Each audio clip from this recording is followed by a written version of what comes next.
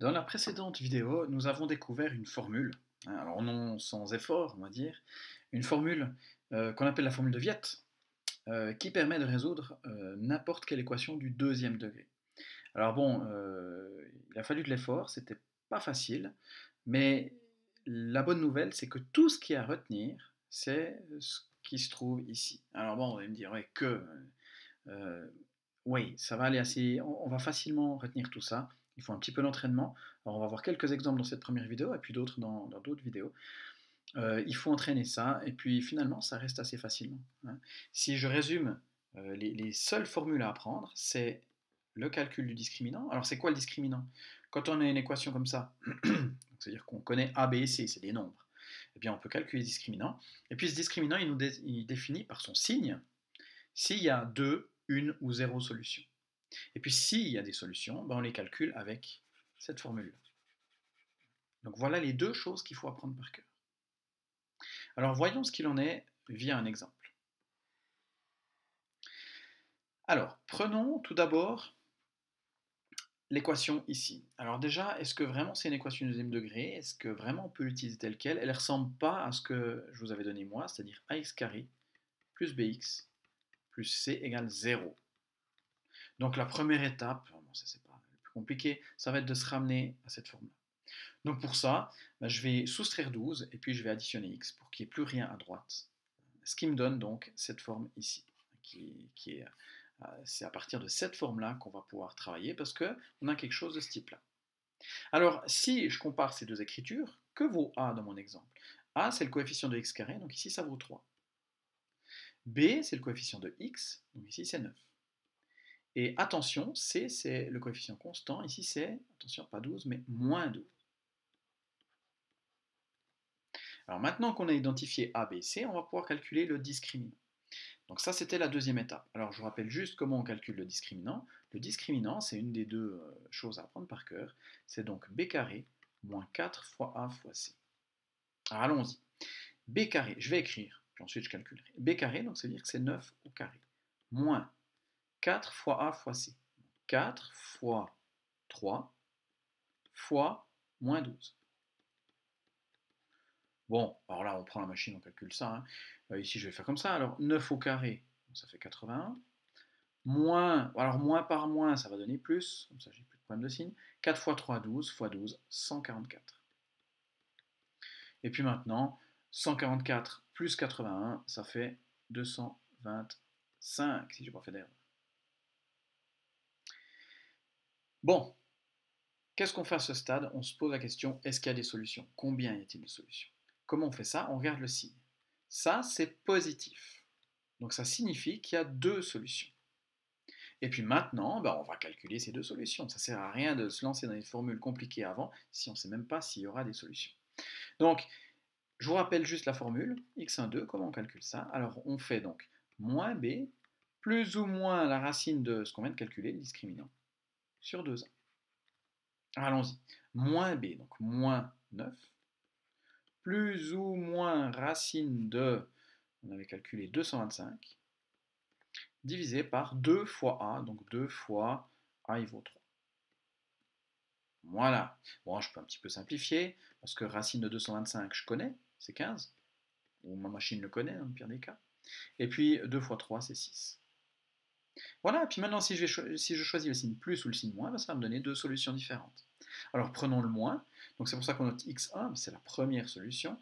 Donc moins 9 moins 15 divisé par 6. Alors moins 9 moins 15, ça fait moins 24, divisé par 6, ça fait moins 4. Puis maintenant, si je prends le signe plus, donc moins 9 plus 15 divisé par 6, alors moins 9 plus 15, ça fait 6 divisé par 6, ça fait 1. Et j'ai donc mes deux solutions, moins 4 et voilà pour ce premier exemple. Prenons encore quelques exemples. Alors ici, si je prends celui-ci, donc mon équation c'est x carré moins 11x plus 18. Alors, que vaut a, que vaut b, que vaut c? Ça c'est la première étape. Alors a, il vaut 1, c'est ce qui multiplie x carré, hein. B, attention, il vaut moins 11. Et puis C, il vaut 18. Alors, première étape, on calcule le discriminant. Le discriminant, je le note ici, c'est b carré moins 4ac. Alors ici on y va.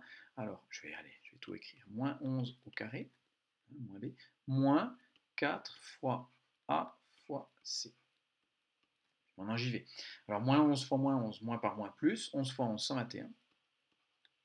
Moins 4 fois 1, donc 4 fois 18, ça donne 72. Et donc, 121 moins 72, ça donne 49. C'est positif, donc il y a deux solutions. Donc je vais appliquer la formule, alors je vais l'écrire aussi. x1, 2 égale, donc c'est moins b, plus ou moins la racine de ce que je viens de calculer, le discriminant, sur 2a. Alors j'y vais, donc x1, 2 égale. Alors, moins b, donc ici moins 11, donc ça fait 11, plus ou moins racine de 49, ah bah ça tombe bien, c'est un nombre entier, 7, la vie est belle, divisé par 2 fois a, donc ici 2 fois 1, 2. Donc se dire que x1, si je prends le signe négatif, 11 moins 7, ça fait 4, divisé par 2, ça fait 2. Et puis x2, si je prends cette fois-ci la valeur positive, 11 plus 7, ça fait 18, divisé par 2, ça fait 9. Et donc, j'ai la solution, ou les solutions de mon équation, 2 et 9.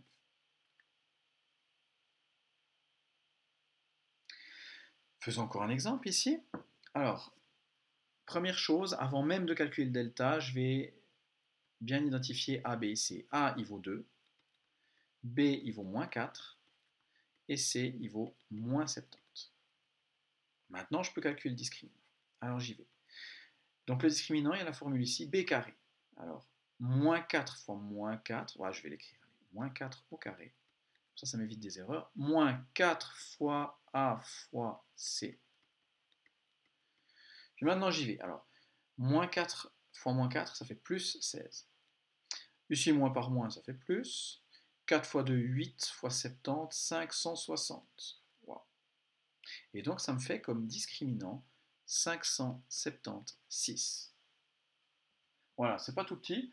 Bon, on espère que c'est un nombre entier, on va voir. Mais en tout cas, j'ai quelque chose de positif. Ça, c'est, j'allais dire, un truc positif. Ça veut dire quoi? Ça veut dire que j'ai deux solutions. Donc, je peux appliquer cette formule ici. J'y vais. x1, 2 égale, alors moins b, donc moins 4, donc plus 4. Plus ou moins racine de, alors 576 à la racine, ça fait 24, croyez-moi sur parole, divisé par 2a, donc 2 fois 2, 4. Voilà, alors que vaut x1 si je prends la valeur négative? 4 moins 20, ça fait, moins 24, ça fait moins 20, divisé par 4, ça fait moins 5.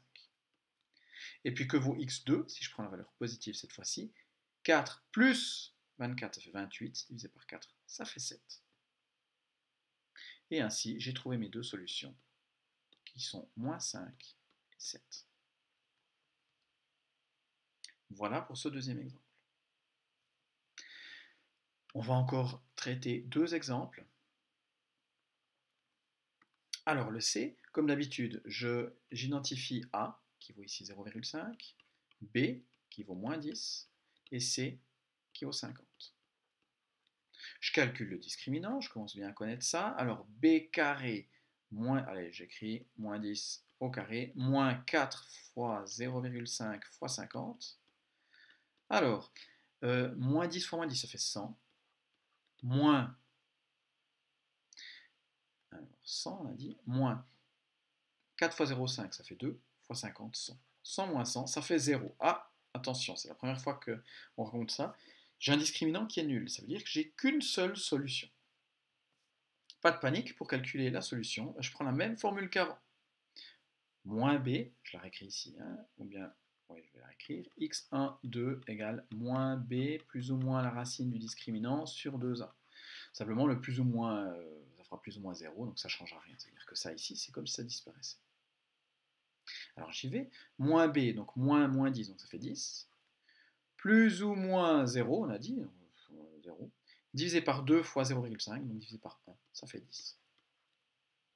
Donc ma seule solution, la seule solution à cette équation, c'est 10.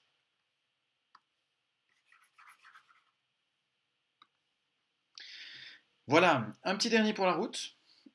Euh, bon, que vaut A? Il vaut 3 ou bien non? Alors, bien sûr, je peux y aller directement, mais quand on regarde ça, enfin, moi j'ai quelque chose qui me saute aux yeux, c'est que j'ai 3 partout. Donc ça serait plus simple, hein, mais ça ne veut pas dire que je peux y aller comme ça, mais je trouve que ce serait quand même plus simple si je divisais par 3 toute cette équation. Ce qui me donnerait x carré plus 10x plus 33 égale 0. C'est pas indispensable, mais ça permet juste d'avoir des nombres un petit peu plus petits. Alors maintenant, A il vaut 1 du coup, B il vaut 10, et C il vaut 33. Alors j'y vais, discriminant égal, alors moins B, donc, pardon, discriminant, donc B carré, c'est 10 au carré, moins 4 fois 1 fois 33. Alors, 10 au carré, ça fait 100, moins 4 fois 33, donc 4 fois 3, ça fait 12, et puis ça fait 132, donc ça fait moins 32. C'est négatif. Attention, qu'est-ce que ça signifie? Eh bien, ça signifie tout simplement qu'il n'y a pas de solution à cette équation. Donc, c'est plus simple que si c'était positif ou nul. Je m'arrête. S égale vide. Et j'ai terminé.